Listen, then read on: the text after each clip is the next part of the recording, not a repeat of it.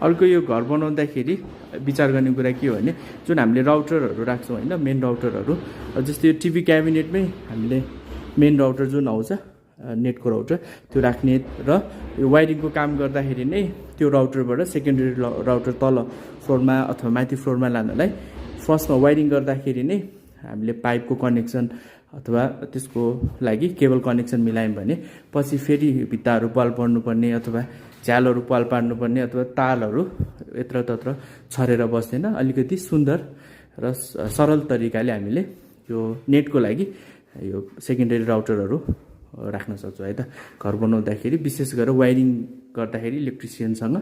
सल्लाह गरेर मैले अहिले भनेअनुसारले काम गर्न खोज्नु होला है त।